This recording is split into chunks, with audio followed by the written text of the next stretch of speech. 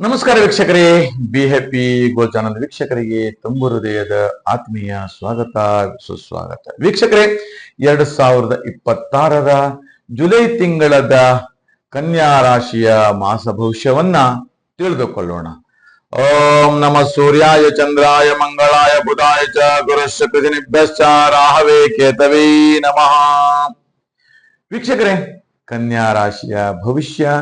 ಹಾಗಾದ್ರೆ ಯಾವ ಕ್ಷೇತ್ರದಲ್ಲಿ ರಾಜಯೋಗ ಇದೆ, ಯಾವ ಕ್ಷೇತ್ರದಲ್ಲಿ ಅತ್ಯಂತ ಧನಲಾಭ ಇದೆ ಹೇಳ್ತಕ್ಕಂಥದ್ದು ಕೂಡ ಈ ನಮ್ಮ ವಿಡಿಯೋವನ್ನ ವೀಕ್ಷಣೆ ಮಾಡೋಣ. ಈ ನಮ್ಮ ವಿಡಿಯೋವನ್ನ ಪೂರ್ತಿ ನೋಡಿದ್ರಲ್ಲಿ ಖಂಡಿತವಾಗಿ ಯಾವ ಕ್ಷೇತ್ರದಲ್ಲಿ ಆಯ್ಕೆ ಮಾಡ್ಕೊಳ್ಬೇಕು ಹೇಳ್ತಕ್ಕಂಥೆಲ್ಲವೂ ಕೂಡ ಪೂರ್ತಿಯಾಗಿ ಸಿಗುತ್ತೆ. ಅಷ್ಟೇ ಅಲ್ಲ, ನೀವು ಯಾವುದೇ ಒಂದು ವಿಡಿಯೋವನ್ನು ಕೂಡ ನೀವು ನೋಡಬೇಕು ಅಂತಿದ್ರೆ ಸಬ್ಸ್ಕ್ರೈಬ್ ಆಗಬೇಕು. ಆವಾಗ ಮಾತ್ರ ನಮ್ಮ ವಿಡಿಯೋ ಕೂಡ ನಿಮಗೆ ಲಭ್ಯವಾಗ್ತಾ ಇರ್ತಕ್ಕಂಥದ್ದು. ಹಾಗಾದ್ರೆ ವೀಕ್ಷಕರೇ, ಇನ್ನೇನು ತಡ ಮಾಡೋಣ, ಶುರು ಮಾಡೋಣ. ಕನ್ಯಾ ರಾಶಿ. ಕನ್ಯಾ ರಾಶಿ ನೋಡಿ, ಇಲ್ಲಿ ಏನು ಹೇಳುತ್ತೆ, ಸಪ್ತಮಾಧಿಪತಿ ಶನಿ ಹೇಳ್ತಕ್ಕಂಥದ್ದು. ಕನ್ಯಾ ರಾಶಿಯಿಂದ 7ನೇ ಮನೆ ಶನಿ, 6ನೇ ಮನೆ ರಾಹು, 9ನೇ ಮನೆ ಕುಜ ಹೇಳ್ತಕ್ಕಂಥದ್ದು. ಅಂದ್ರೆ ಕನ್ಯಾ ರಾಶಿಯವರಿಗೆ ಅತ್ಯಂತ ಭಾಗ್ಯಶಾಲಿ ಮತ್ತು ಅದೃಷ್ಟದಾಯಕವಾಗಿರ್ತಕ್ಕಂಥ ಗ್ರಹ ಇರ್ತಕ್ಕಂಥದ್ದು ಕುಜ. ಇದು ಭಾಗ್ಯಸ್ಥಾನಾಧಿಪತಿ ಯೋಗ ಹೇಳ್ತಕ್ಕಂಥದ್ದು, ಭಾಗ್ಯವನ್ನ ಕೊಡ್ತಕ್ಕಂಥದ್ದು. ಯಾವ ಕ್ಷೇತ್ರದಲ್ಲಿ ಭಾಗ್ಯ ಇದೆ, ಅದೃಷ್ಟ ಇದೆ, ಲಾಭದಾಯಕವಾಗಿದೆ ರಾಜಯೋಗ ಅಂತ ಕೇಳಿದ್ರೆ, ಹಣಕಾಸಿನ ವಿಚಾರದಲ್ಲಿ ರಾಜಯೋಗವನ್ನ ಪಡೆದುಕೊಳ್ತೀರಿ. ನೀವು ಪೂರ್ವ ದಿಕ್ಕಿನಿಂದ ನಿಮ್ಮ ವ್ಯವಹಾರ ಎಲ್ಲವೂ ಕೂಡ ಅತ್ಯಂತ ಲಾಭದಾಯಕವಾಗಿ ರಾಜಯೋಗ ಹೇಳ್ತಕ್ಕಂಥದ್ದು. ನಿಮ್ಮ ಬಿಸಿನೆಸ್ ಅಲ್ಲಿ ಹಣವನ್ನು ತೊಡಗಿಸ್ತೀರಿ, ಯಾರಿಗೋ ಹಣವನ್ನು ಕೊಡುತ್ತೀರಿ, ಅಥವಾ ಯಾರಿಂದ ಮೂಲಕ ಕೆಲಸಗಳನ್ನ ಮಾಡ್ಕೊಂಡಿರ್ತೀರಿ, ಅಥವಾ ನೀವು ಕೆಲಸ ಮಾಡಿಕೊಟ್ಟಿರ್ತೀರಿ. ನಿಮಗೆ ಬರಬೇಕಾಗಿರ್ತಕ್ಕಂಥ ಹಣ ಇವತ್ತು ನಾಳೆ ಹೀಗೆ ಅನೇಕ ದಿನಗಳಿಂದ ವಿಳಂಬ ಆಗ್ತಾ ಇರ್ತಕ್ಕಂಥ, ನೀವು ಬೇರೆ ಕಡೆ ಎಲ್ಲೋ ಒಂದು ಕಡೆ ಕಮಿಟ್ಮೆಂಟ್ ಆಗಿರ್ತೀರಿ. ನಿಮಗೂ ಕಮಿಟ್ಮೆಂಟು, ಬೇರೆಯವ್ರ ಹತ್ರನೂ ಕಮಿಟ್ಮೆಂಟು. ಯಾವಾಗ ಹಣ ಬರುತ್ತೆ, ನಿಮ್ಗೆ ಬರಬೇಕಾಗಿರ್ತಕ್ಕಂಥ ಹಣ ದೊಡ್ಡ ಮೊತ್ತದ ಹಣ ಆಗಿರುತ್ತೆ.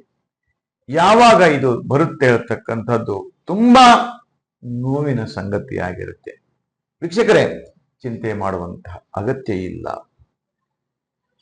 ಏನು ನಾನು ತಿಳಿಸ್ಕೊಡ್ತಾ ಇದ್ದೀನಿ, ಕನ್ಯಾ ರಾಶಿ ಜುಲೈ ತಿಂಗಳಲ್ಲಿ ಹಣಕಾಸಿನ ವಿಚಾರದಲ್ಲಿ ನಿಮಗೆ ರಾಜಯೋಗ ಹೇಳ್ತಕ್ಕಂಥದ್ದು. ಮಧ್ಯಭಾಗ ಮತ್ತು ಕೊನೆಯ ಭಾಗದಲ್ಲಿ ನಿಮ್ಮ ಹಣ ನಿರೀಕ್ಷೆಗೂ ಮೀರಿ ನಿಮ್ಮ ಕೈಗೆ ಸಿಗುತ್ತೆ ಹೇಳ್ತಕ್ಕಂಥದ್ದು. ಹಾಗೆ ನಂತರ ದಿನ ನಿಮ್ಮ ಎಲ್ಲಾ ಕಷ್ಟಗಳೆಲ್ಲವೂ ಕೂಡ ದೂರವಾಗ್ತಾ ಇರುತ್ತೆ. ಅಷ್ಟೇ ಅಲ್ಲ, ನೀವು ಕೂಡ ಆ ಬಂದಿರತಕ್ಕಂಥ ಹಣದಿಂದ ನಿಮ್ಮದೇ ಆದಂತ ಒಂದು ಮನೆಯನ್ನ ಪಡೆದುಕೊಳ್ತೀರಿ, ಮನೆಯನ್ನ ಕಟ್ಸ್ಕೊಳ್ತೀರಿ, ಅಥವಾ ಜಮೀನನ್ನ, ಜಾಗವನ್ನ ಪಡೆದುಕೊಳ್ತೀರಿ. ಹಾಗೆ ಮಕ್ಕಳಿಗೂ ಕೂಡ ಒಂದು ಉನ್ನತ ಎಜುಕೇಶನ್ ಕೊಡಬೇಕು, ಉನ್ನತ ವಿದ್ಯಾಭ್ಯಾಸವನ್ನ ಮಾಡಬೇಕು.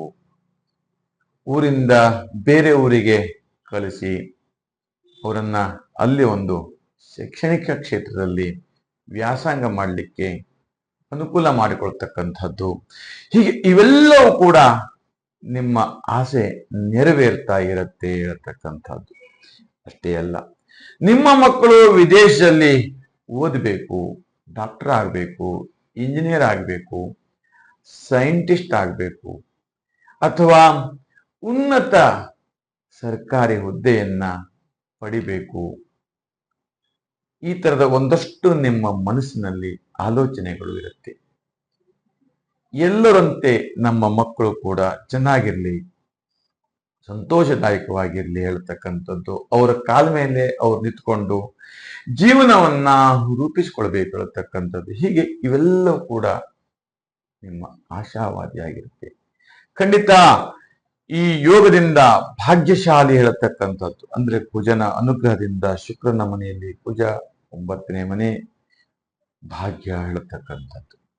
ಈ ಭಾಗ್ಯ ಸ್ಥಾನಾದಿ ಯೋಗದಿಂದ ಇವೆಲ್ಲವೂ ಕೂಡ ನೆರವೇರುತ್ತೆ ಹೇಳತಕ್ಕಂಥದ್ದು. ಅಷ್ಟೇ ಅಲ್ಲ, ಸಿನಿಮಾ ರಂಗಸ್ಥಳ ಇರಬಹುದು ಅಥವಾ ಧಾರಾವಾಹಿ ಇರಬಹುದು, ಶಾರ್ಟ್ ಸಂಬಂಧಪಟ್ಟಂತ ಸಿನಿಮಾಗಳನ್ನು ಮಾಡ್ತಕ್ಕಂಥ ಇರಬಹುದು, ಅಥವಾ ಬೇರೆ ಬೇರೆ ಡಿಜಿಟಲ್ ಸಂಬಂಧಪಟ್ಟಂತ ವಿಡಿಯೋ ಇರಬಹುದು, ಅಥವಾ ಫೇಸ್ಬುಕ್, ಇನ್ಸ್ಟಾಗ್ರಾಮು ಅಥವಾ ಯೂಟ್ಯೂಬ್ ಈ ತರದಲ್ಲ ಒಂದಷ್ಟು ಹಣವನ್ನ ಪಡಿಬೇಕು, ಏನಾದ್ರೂ ಒಂದು ಸಾಧಿಸಬೇಕು ಇರತಕ್ಕಂಥದ್ದು, ಹೊಸ ಹೊಸ ವಿಚಾರ, ಹೊಸ ಹೊಸ ಆಲೋಚನೆಗಳು, ಎಲ್ಲರ ತರ ನಾವು ಕೂಡ ನಮ್ಮ ಜೀವನದಲ್ಲಿ ಏನಾದ್ರು ಒಂದು ಸಾಧಿಸಬೇಕು, ಅದರಲ್ಲಿ ಮಿಲಿಯನ್ ಗಟ್ಟಲೆ ವ್ಯೂವರ್ಸು ನಮ್ಮ ವಿಡಿಯೋವನ್ನ ನೋಡಬೇಕು, ಈ ತರ ಒಂದಷ್ಟು ಆಲೋಚನೆಗಳಿರುತ್ತೆ. ಅವೆಲ್ಲವೂ ಕೂಡ ಒಂದು ಒಳ್ಳೆಯ ರೀತಿಯಲ್ಲಿ ನಿಮ್ಮ ನಂಬಿರ್ತಕ್ಕಂಥ ದೇವರ ಕೃಪೆಯಿಂದ ಯಶಸ್ಸು ಸಿಗತ್ತೆ ಹೇಳ್ತಕ್ಕಂಥದ್ದು. ಹಾಗೆ ಧಾರಾವಾಹಿ, ಸಣ್ಣ ಪುಟ್ಟ ಕ್ಷೇತ್ರದಲ್ಲಿಯೂ ಕೂಡ ಹೇರಳವಾದಂತ ಲಾಭವು ಕೂಡ ಸಿಗ್ತಾ ಇರುತ್ತೆ ಹೇಳ್ತಕ್ಕಂಥದ್ದು. ಇನ್ನು ಮಕ್ಕಳ ಆರೋಗ್ಯದ ಕಡೆಗೆ ಗಮನ ಹರಿಸಿ ಇರತಕ್ಕಂಥದ್ದು. ಯಾಕೆಂದ್ರೆ ವಾಹನ ಅಪಘಾತಗಳು ಅಥವಾ ಸಂಧಿ ದೋಷ ಈ ತರದ ಒಂದಷ್ಟು ಸಮಸ್ಯೆಗಳು ಉಂಟಾಗತಕ್ಕಂಥದ್ದು, ಅಥವಾ ಎಲ್ಲೋ ಒಂದು ಕಡೆ ಪ್ರವಾಸಕ್ಕೆ ಹೋದಂತ ಸಂದರ್ಭದಲ್ಲಿ ಆಹಾರ ಹೆಚ್ಚು ಕಮ್ಮಿಯಾಗಿ ಹಠಾತ್ತನೆ ಆಸ್ಪತ್ರೆ ವೈದ್ಯಕೀಯ ಚಿಕಿತ್ಸೆಗಳನ್ನ ಪಡೆಯುವಂಥದ್ದಿರಬಹುದು. ಹೀಗೆ ಇದರೆಲ್ಲ ಬಗ್ಗೆ ಎಚ್ಚರಿಕೆಯಿಂದ ಇದು ತುಂಬಾ ಒಳ್ಳೆಯದಾದಿತ್ತು ಹೇಳತಕ್ಕಂಥದ್ದು. ಒಟ್ಟಿನಲ್ಲಿ ಕನ್ಯಾ ರಾಶಿಯವರಿಗಂತೂ ತುಂಬಾ ಚೆನ್ನಾಗಿ ಜುಲೈ ತಿಂಗಳಲ್ಲಿ ಇರತಕ್ಕಂಥದ್ದು. ಹಾಗಾದ್ರೆ ಕನ್ಯಾ ರಾಶಿಯವರು ಯಾವ ದಿಕ್ಕಿನಲ್ಲಿ ಯಾವ ದೇವರ ಆರಾಧನೆ ಮಾಡಿದ್ರೆ ಉತ್ತಮ ಆಗ್ತಕ್ಕಂಥದ್ದು ಅಂದ್ರೆ ಬನಶಂಕರಿಯ ದೇವಿಯ ಆರಾಧನೆ, ದರ್ಶನ ಅಥವಾ ನಿಂಬೆಹಣ್ಣಿನ ದೀಪವನ್ನು ಹಚ್ಚಿದರೆ ನಿಮ್ಮ ಬದುಕು ಇನ್ನೂ ಸುಂದರಮಯವಾಗಿ ಎಲ್ಲ ಕಷ್ಟ ಕಾರ್ಪಣ್ಯಗಳು ದೂರವಾಗುತ್ತಾ ಓಂ ಮಹಾಕಾಲ್ಯೈ ನಮಃ ಹೇಳ್ತಕ್ಕಂಥ ಮಂತ್ರವನ್ನ ಪಠನೆ ಮಾಡಿ, ಹಾಗೆ ಅಮ್ಮ ಜಗದಂಬಾಯಿ ನಮೋ ನಮಃ ಹೇಳ್ತಕ್ಕಂಥ ಮಂತ್ರವನ್ನ ಕಮೆಂಟ್ ಬಾಕ್ಸ್ ಅಲ್ಲಿ ಟೈಪ್ ಮಾಡಿ ಕಳಿಸಿ.